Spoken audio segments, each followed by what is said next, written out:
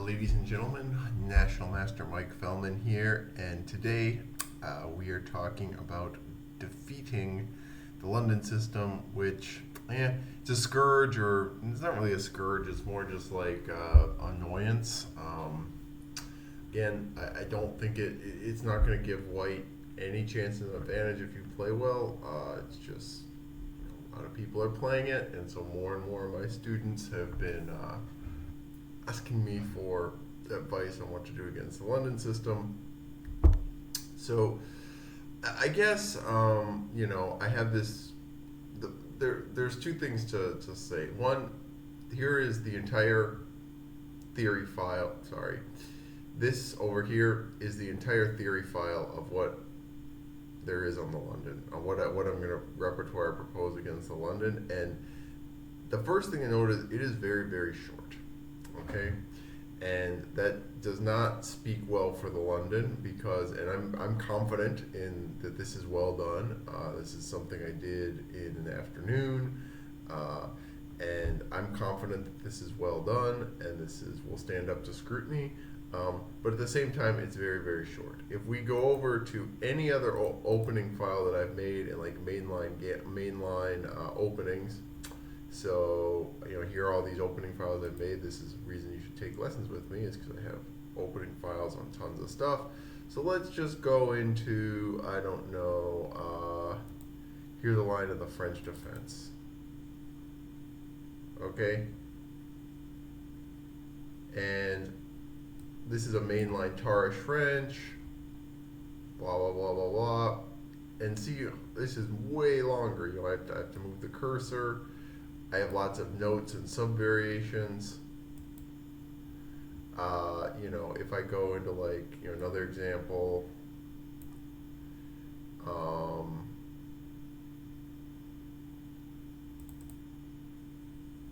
here's a King's Indian line in the same-ish King's Indian.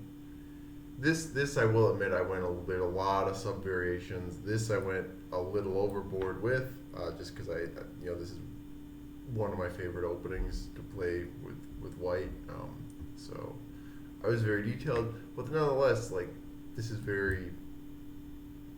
there's a lot there, right? Here, the position resolves very quickly, and so White does not really have, you're gonna see, we're gonna look at alternatives, but there's just not that many alternatives that are worth analyzing, so to speak. Obviously, we're not gonna be looking at, D4, Knight F6, Bishop F4, or your E6, H4, obviously, right? You're going to be on your own there. But, White's play is very simplified, so it's just, there's not a lot of threats to try to, there's not a lot of axes along which to try to fight for an advantage. Okay, so the repertoire I'm going to propose is specifically aimed at players who are going to play a Nimzo Indian players or Queen's Indian players, because the move order you see a lot to reach the London system is 2 Knight F3. Now there's lots of there's lots of players I know. GM Jose Gascon is recommending the King's Indian against the London system, and sure, the King's Indian's fine against the London system. I don't think I would personally play it because I don't want to have to transpose to a Pirc, which happens in some lines. So, for example, D4, Knight F6, Bishop F4, G6, and they play Knight C3. Well, they're threatening to play E2, E4 here, and if you play Bishop G7, E4, this is a perk where White has played Bishop F4, although sometimes White is going to play Queen. There are perk lines with Bishop E3, and White plays a quick Queen D2 and Bishop H6, and so it can end up transposing those perk lines. And I just don't want to invest. I would be willing to bet dollars to donuts, just about what I know about chess, that if the lines, early Bishop H6 lines, probably aren't the best way to get an advantage against the perk, but not an E4 player. But nonetheless, I don't want to play a perk with black. So yeah, so we're not going to play. I'm not going to recommend the King's Indian. I have a Nimzo Indian player also, and occasional Queen's Indian player, occasional Benoni player when they play Knight F3, only against Knight F3. And so I wanted to really cover, well, what if they play Knight F3? Now, obviously, if you don't plan on playing the King's Indian except against the London system, if you play G6 here and say, haha, you're obviously, you didn't play C4, so you're not going to be a London system. Well, nothing stops White from playing C4 here. And now, you're either going to have to play Grunfeld with D5, Bishop G7, or you're going to have to play a King's Indian.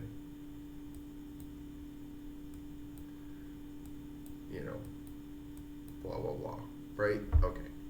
So you're going to have to do one of those two things, right? So you cannot rely, you have to play, if they play Knight F3 and you plan on playing the Nimzo, the meeting playing the Benoni or the Queen's Indian or even the Bogo Indian against, had they played the move order C4, E6, Knight F3, and you had planned on playing, or even if you plan on transposing the Queen's Gambit, for whatever, you have to, you have to play 2E6 against the move Knight F3, which is a transpositional move to reach the any one of those openings, right? So what do you do if they play 2 Knight F3 and E6 and Bishop F4? Well, now we're back into London territory, and we've played this move order. Now, obviously, if they play 2 Bishop F4, you have some other options like D5, E6, E3.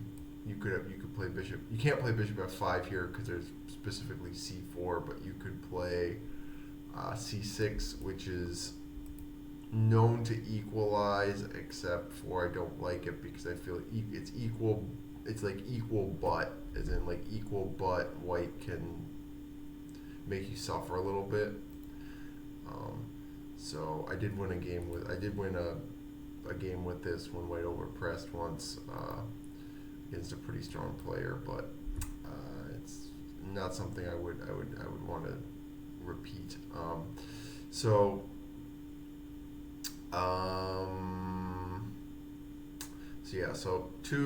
I want to cover something that will allow this position. So E6. So we're going to go through the theory really quickly here. E6, C3, C5,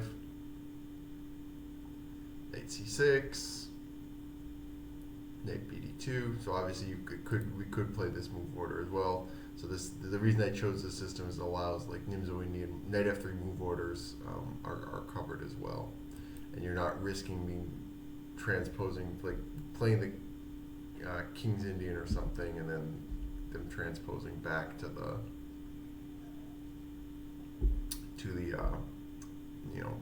not actually ending up playing a London system. So C5, Knight C6, Knight BD2. Okay. So this is our basic position. Now you might be saying, wait a minute, you trapped your bishop inside the pawn structure. That's okay. It's not a big deal. I don't want to play Bishop F5 because I don't want White to, if we play Bishop F5 like here, for example, C4. And again, if you play C6,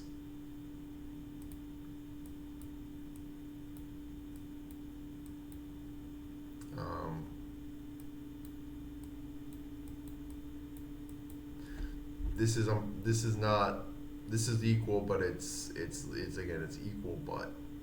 So the move that you should play is Bishop B1 here, because otherwise B4, B5 happens. So Bishop B1, you got to pull the rook away off the A file. A6, B4, rook C8, and then if they're smart, they will play Knight D2. So Knight B3, gotta take, and Yeah, it's like roughly equal, but one idea is to like try to come in like this. And I just don't want to. This is just not worth the hassle. Actually, instead of rook f8, I guess in this exact position, I might play knight e8,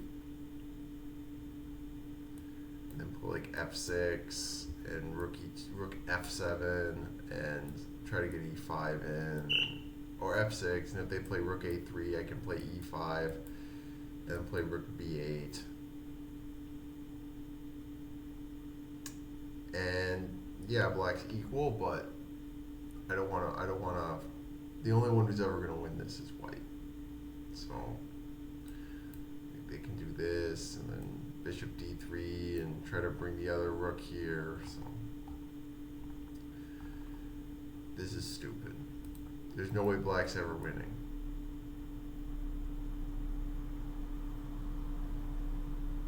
The game that I was able to win, instead of playing knight d2,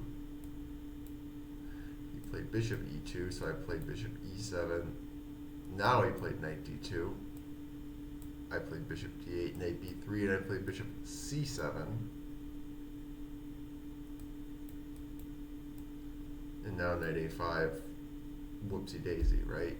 So, and then I was able to play e4, e5, and then start pushing my kingside pawns, and my opponent made some foolish pawn moves on the king side, and I was able to break through. Okay. So that's why I don't like the just get your bishop outside the pawn structure lines. Even though they are technically equal, white's the only person who has a chance of winning. So e6, c5, bishop e7. This is our basic position. So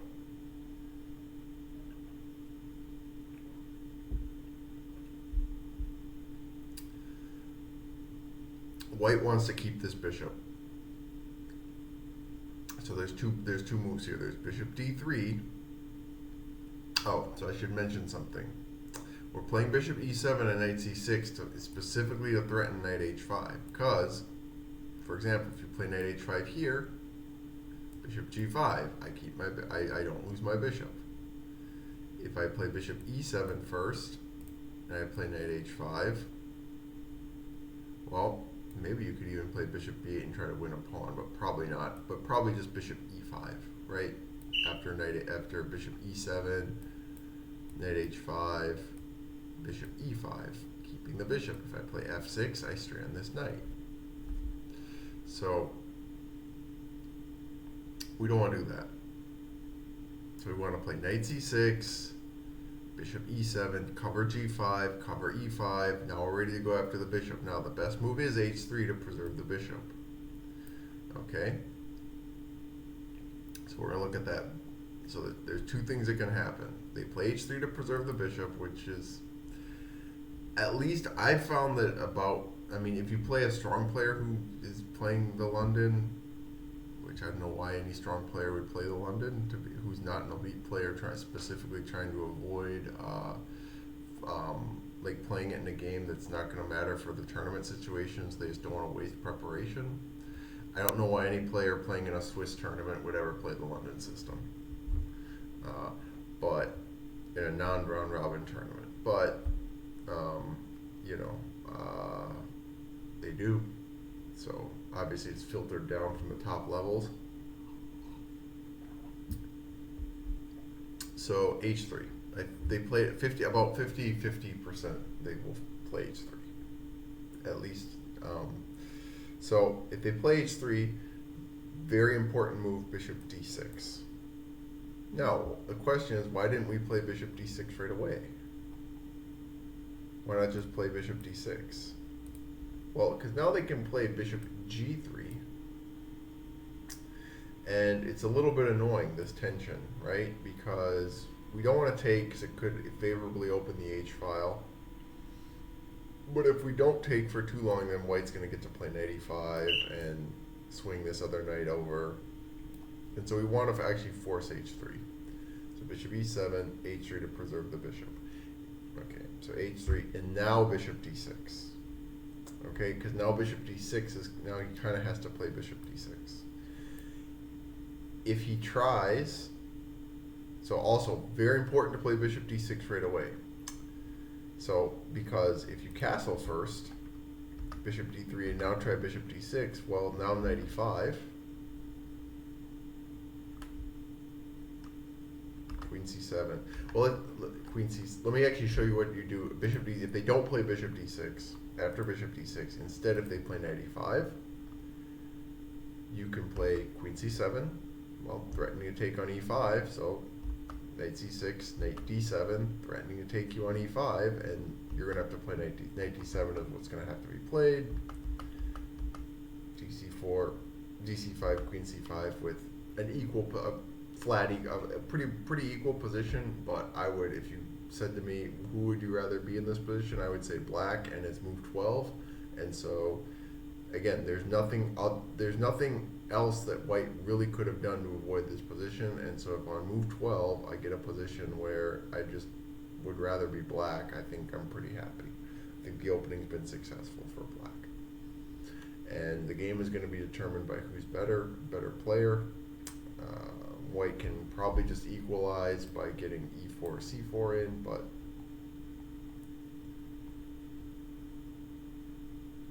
so if you castle first and try that, well, it's a key difference. The bishop's on d3 and black is castled. Well, bishop d6, knight e5. And now knight d7 is a double question mark. Probably black should play like b6 in this position, but we can't play this idea. h6, check,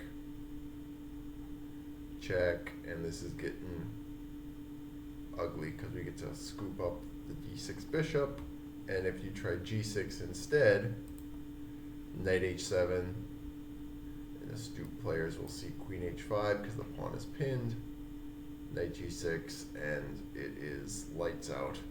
White is just gonna checkmate black.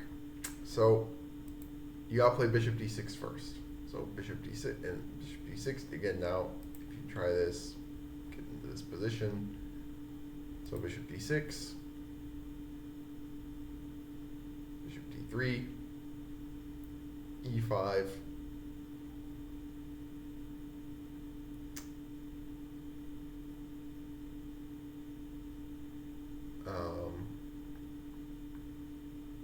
One thing that's really funny is that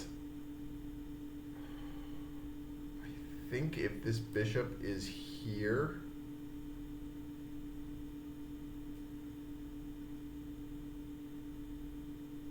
there's a Slav line where you can't play e4 because of knight. So I think it's like bishop e2.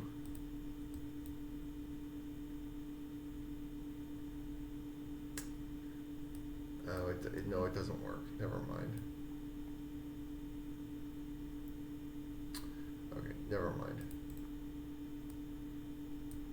So there's this idea of taking on e5 and then playing knight c4, but it doesn't work. So you just take with the knight. So, all right. But there is some other line where that works.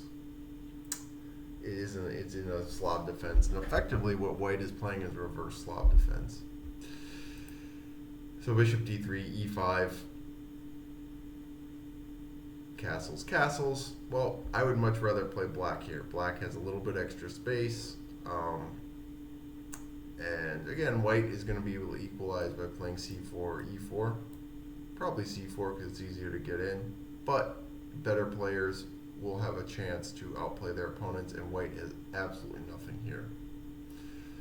What do you do if they don't play h3? Bishop d3, well, knight h5, bishop g3.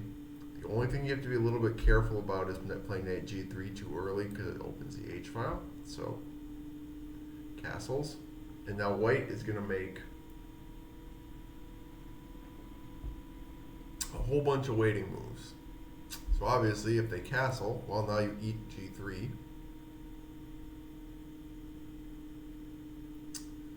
c4, f5 with a clear advantage to black. We'll see a game where this happens. A game of mine.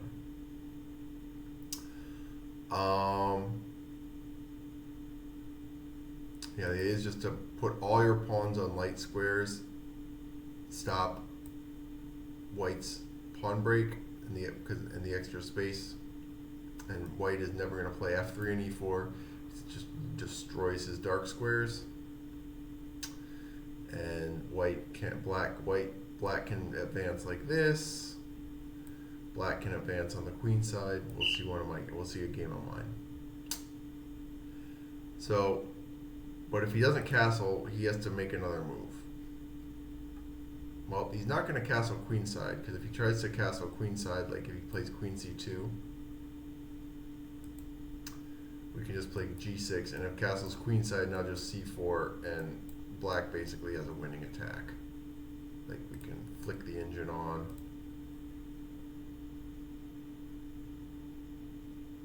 Let it think a little bit, but it's really liking black.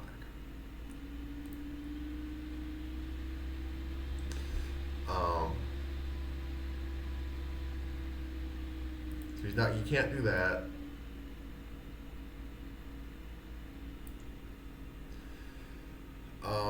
So what else is he going to play here? I mean, so the only other move is if he tries dc5, just simply bishop c5, and now if he tries to escape, bishop e7, castles e5. Black has 2 pawns in the center. It's threatening a fork. Clear advantage to black. Knight e5, it might be the best bet. So then the simple move g6, just defending the knight, blunting the diagonal. We want to build this pawn chain on light squares because our light squared bishop, which would be defending our light squares, is on the other side of the board. Knight e5, bishop d7. Knight g3, hg3. Again, this is going to be a draw, but you know, maybe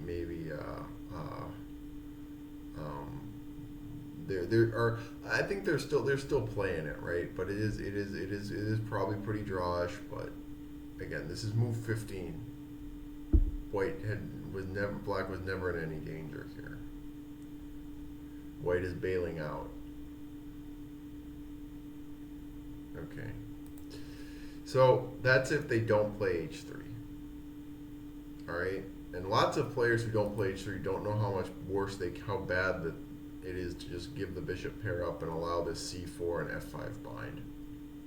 Okay, the only thing you have to be worried about with the if your bishop's not on d7 yet, you don't want to play c4 too quickly because then they can undermine you with b3.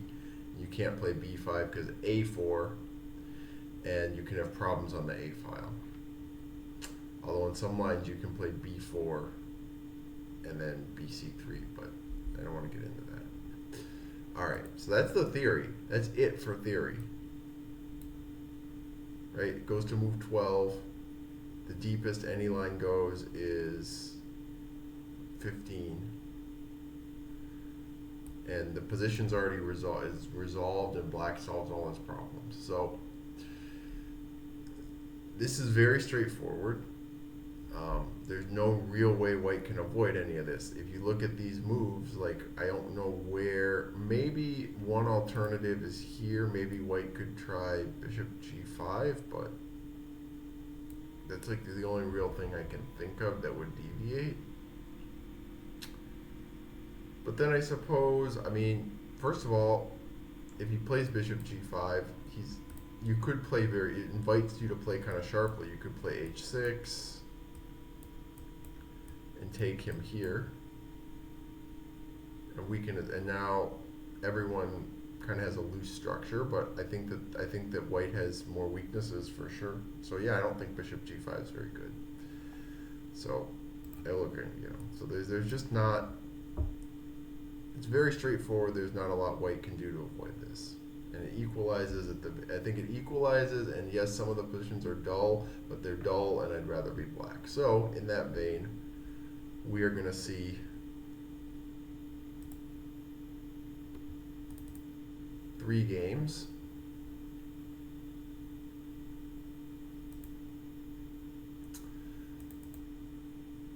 So this first one is where, let me flip the board. Playing player online. Time control is like 15 minutes with a 10-second increment, more or less. E6. C5 is a fine move to play first. You can play D5 first if you want. It doesn't really matter. D5. Now I did make a mistake here. I should have played knight h5 right away instead of castling. Okay, this was back in 2018 and I hadn't looked at the move orders that carefully. So here my opponent could play h3, and if I played bishop d6, for example, and I played bishop d6, well now he can play knight e5, and that transposes to this other line that we just looked at. And uh-oh, knight g5, right? And it's no good. So I messed up the move order, but rook b1, I'm not sure what that does. I should, again, all this time I should be playing knight h5. Queen e2 question, and now knight h5, transposing back. My opponent's already castled. So this is what to do when your opponent just castles and lets you take on g3, and because you don't care about the h file opening. So c4, f5. And white is just stuck with less space. He has no way to really break out. His only way to break out would maybe be g4, but he's got to really like prepare that, or f3 and e4, but that's going to wreck his dark squares. So he played knight e5. He kind of has to. If he doesn't, I'm going to play bishop d6, and that's going to permanently stop him from doing anything like that. And then I can advance my b pawn, or I can advance my g pawn. Okay. That's if he sits passively. So like I don't know if he plays. I mean, what could he even play here? That's not knight e5. I'm not sure.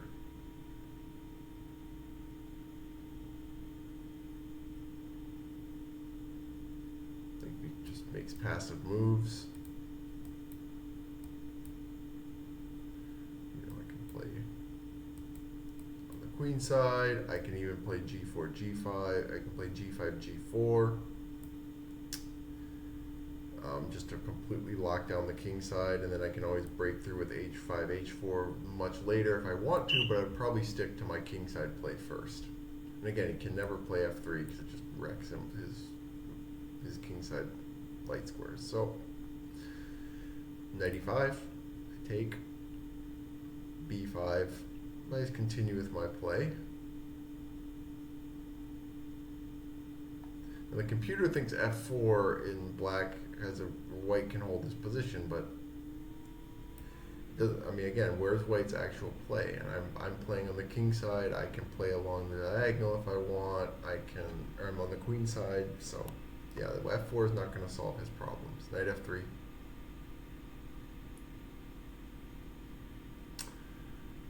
Queen c7, and now the threat is to play g5, g4, and win the e pawn. So he probably should have played f4 just not to lose the e pawn, but it's not going to solve his problems as far as like maintain equality. So knight d4.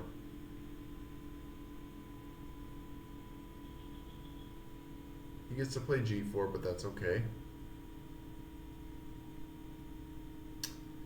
So now I played e5, which is going to, yeah, it leaves my d pawn backwards, but it's going to create tons of weaknesses I can get to, like e3 and g5 if he takes me.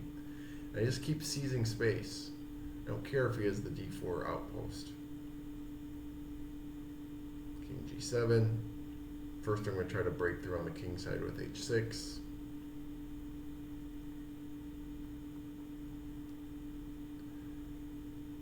It's okay that the rooks are coming off because I get to play b4 and start probing queenside.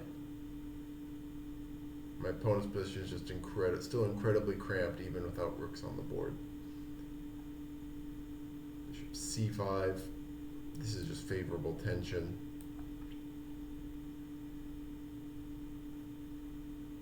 And queen b2, and my opponent is getting eerily close to Zugzwang. Bishop b6 with the idea of bishop a5, so king back to f2, so he can meet bishop a5 with bishop knight e2, but instead I can just play king f8, and my opponent is in Zugzwang. If he plays king e1, the threat is just to take and play bishop a4. Okay, so the point of king, now if I play bishop d4, obviously queen d4 is check, right? So king f8, the threat is to play bishop d4 and bishop a4. If he plays knight e2, so that's what happens if he plays king e1, just takes bishop, and I take this, and he gets a bunch of checks, and then my king gets to safety, and I win, right? If he plays knight e2, I have this really nice move, d4 double exclam. Because now, if he plays cd4, well, bishop a4 wins, because there's no knight d4 to defend the bishop. And if he plays ed4, same story. And if he plays knight d4, and bishop a4, winning the bishop. So my opponent is in total Zugzwang. He can't do anything.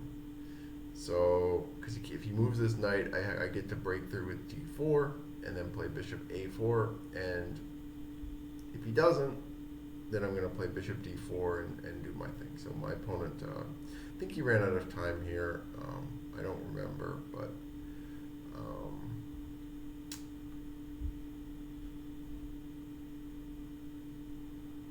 it's a very nice illustration of, you know, you can get this bind, this pawn structure, and play on both sides of the board. Okay.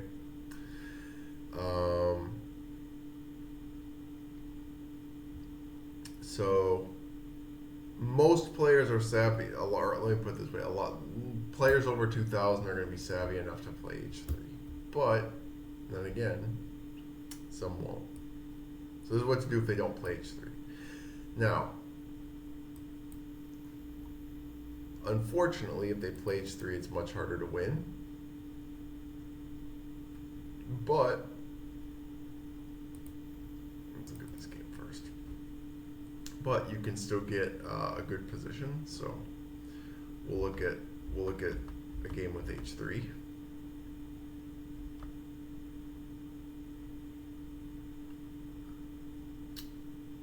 It's also with our knight f3 move order.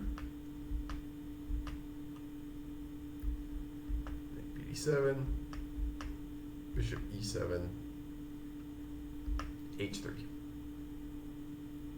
bishop d6 exclam.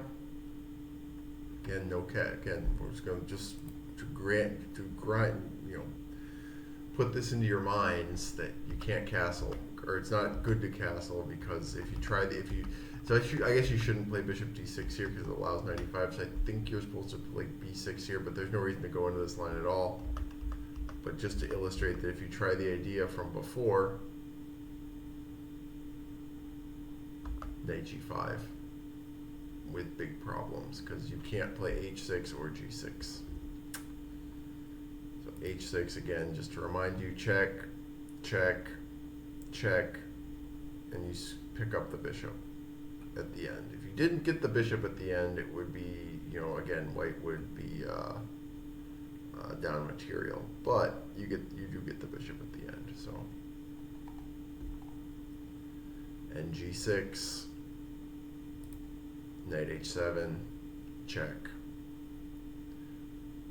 king g8, knight g6, lights out. So bishop d6 right away. So again, key difference here, I haven't castled yet, so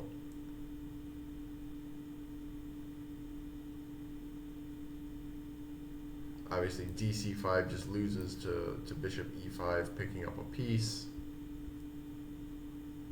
Equal position, but I think black with, black, if I'm a stronger player, like if I was playing like in 2000 here, I would be confident at least, maybe I would expect to score 7 or 8 out of 10.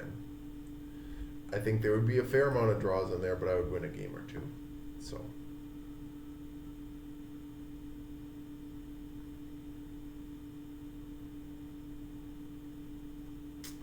maybe bishop D6. I think this is a good example. This is on Lee chess, but my opponent's rated like as an A player.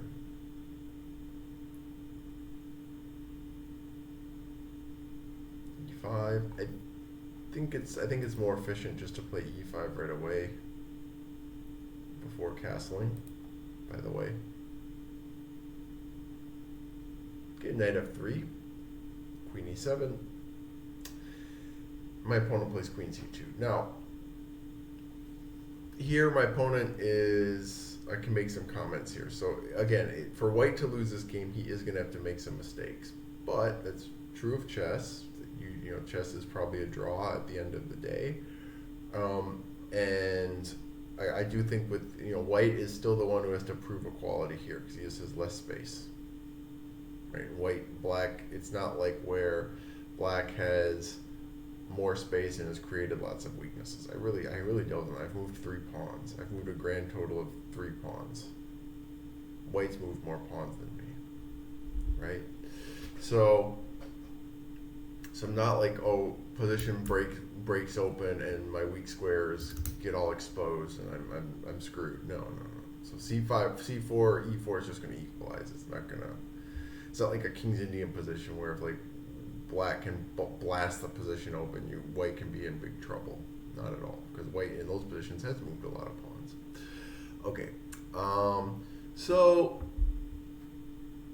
really, white should just say, okay, fine, I'll play C4, Queen E2.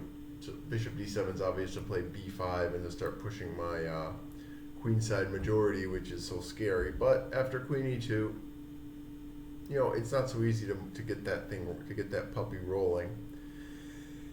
And again, this is just an equal. This is just an equal position, right? White doesn't really have anything to fear from the queenside majority.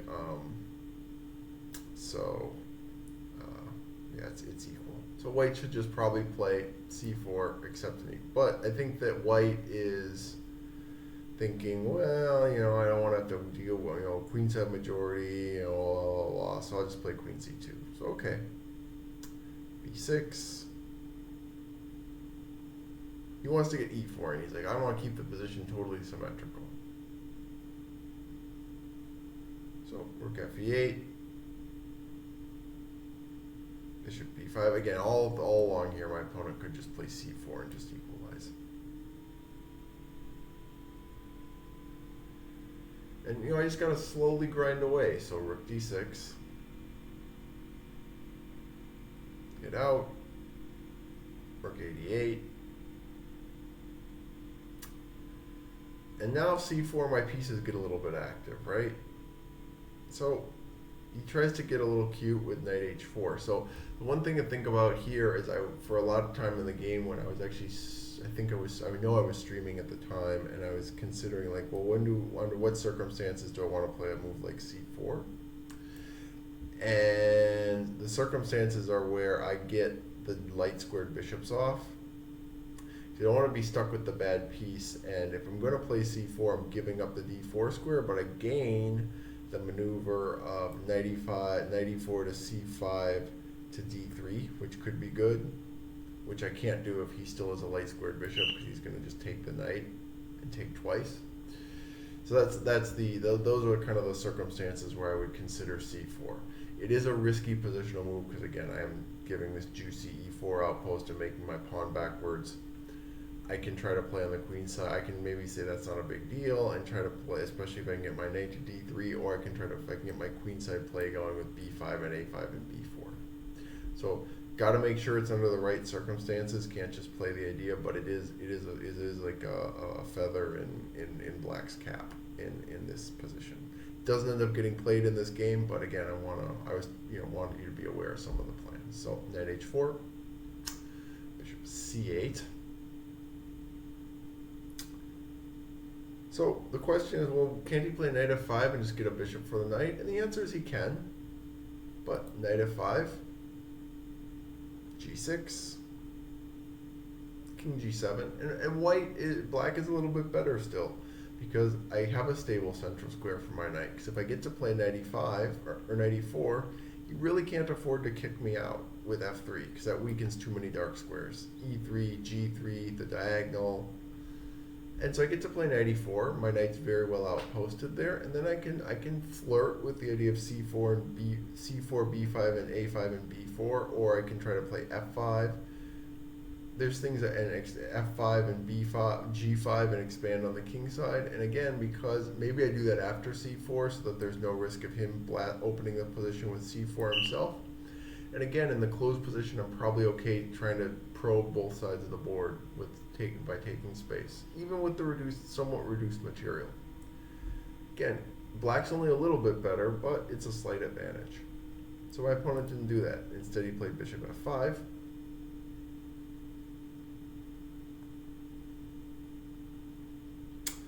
For the record, if I play g6, instead of bishop c8, I'm going to lose, because bishop g6 takes, check,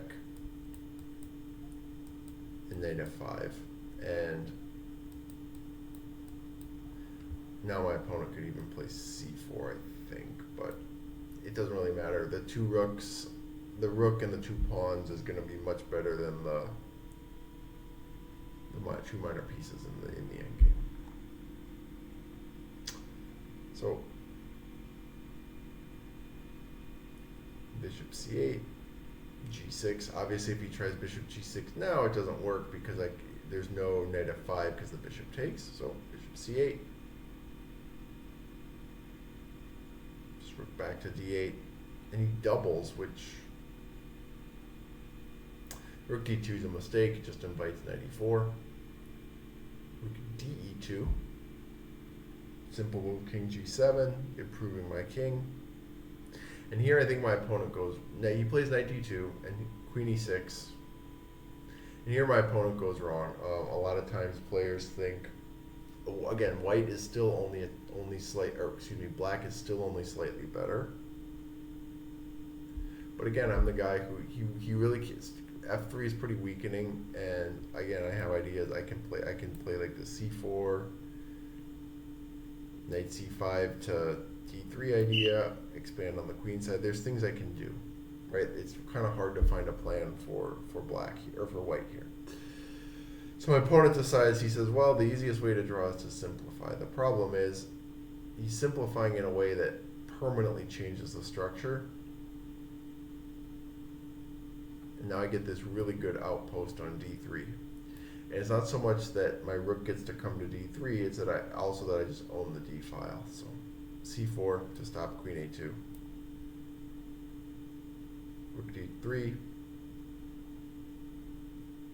Rook d6. f6. I'm going to start by expanding on the king side a little bit.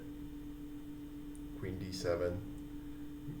Keeping an eye on this pawn and keeping my dominance on the d file. g5. King g6. And the point is, my king is totally safe here because his rooks are just locked out of the game effectively. And rook g1 just loses to rook d2. Check. I don't think he really can't move any one of his rooks because he can't really deal with this move. Check. f5. Now it's a pretty slowly but surely get my queen, worm my queen in, check, and he resigns. So again, my opponent, had to make some mistakes, but I was always slightly better the whole game. Which, if you can get that position, I was slightly better than clearly better when my opponent made this final knight e4 mistake. But if you can get a position where you're just going to be slightly better with black, and yeah, it still might be a draw at the end of the day, well, that's a pretty big opening success. So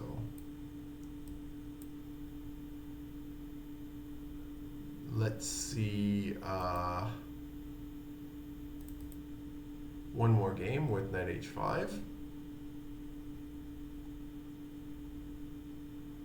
So again, the different move order, but I still play the same system. Castles, knight h5.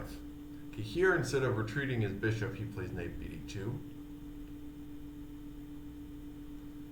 cd4, cd4. I played g6. Again, this is a rapid game. I just didn't want to have to worry about f5. I thought blunt the diagonal, start putting pawns on light squares because that's where his remaining bishop is. And that's what the rule says. But instead, I can go straight for the dark squares with queen b6, a5, a4. Now I'll play g6. Rook fc8 and bishop e8 with the small advantage. Bishop pair counts for something. I can go after this pawn. I can play knight b4 at some point. So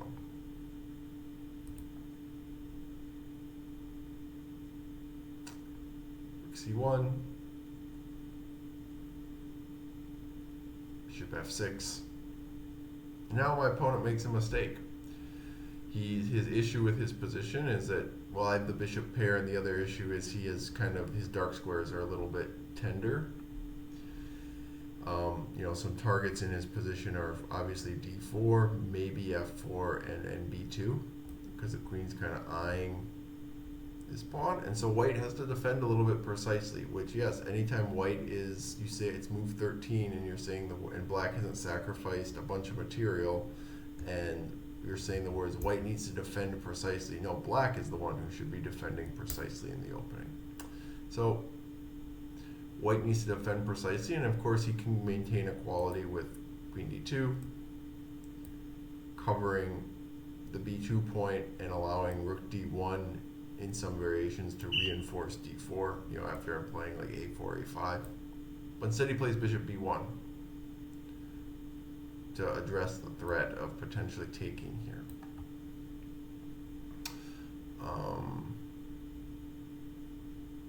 So a5, and now he plays another. Now being under a little bit of pressure, he implodes with knight e5. Instead, queen d2, a3. With a small advantage for black. Again, can drive this knight back. My knight's well cemented. A2 is a permanent target. D4 is going to be annoying to defend in the long run. So slight advantage black. Said knight e5. He's going to get in serious trouble. Knight c5. Here I did calculate a little bit.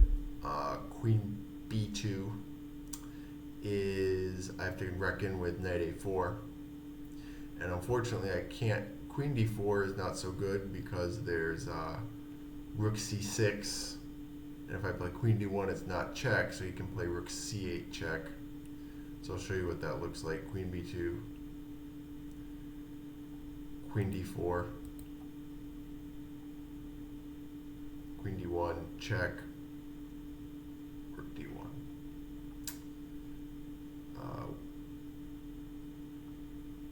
So instead, I just said to see, well, do I have a move other than queen d4? And I do. It's just queen b4. And now this knight is having some issues. Knight c6, bc6. He tries knight c5. Now just queen d4. And there's no issues on the c file. Rook c6, but it doesn't really matter. If he retreats his knight, then just queen d4, and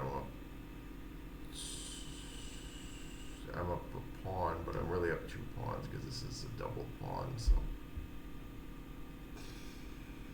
and I also have the bishop pair and this huge central pawn mass that I can start pushing. So rook c6 is a blunder, but whatever. His position's lost. And again, being a rapid game, the rest of the game's not very interesting. He plays some spite checks. Thank you.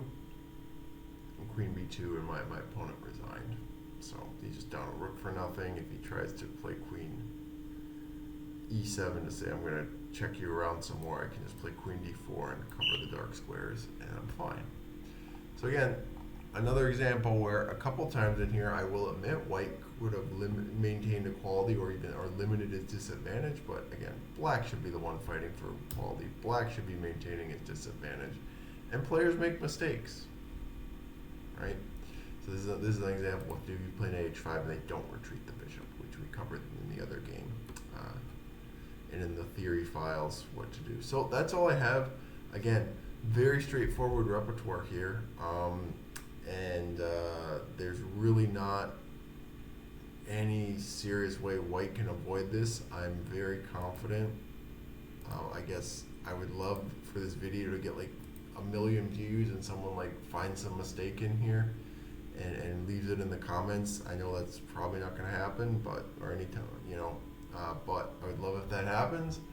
If you do feel you can improve white's play somewhere in here, please let me know. But I'm pretty confident that this is a pretty straightforward way to just equalize and maybe be a little bit better. And yeah, in order to win, white's gonna have to make mistakes, but that's anytime you're playing the black or white pieces, to be honest. I mean, obviously black needs to make fewer mistakes to get a bad position because white does start with an advantage, but that's you do what you gotta do.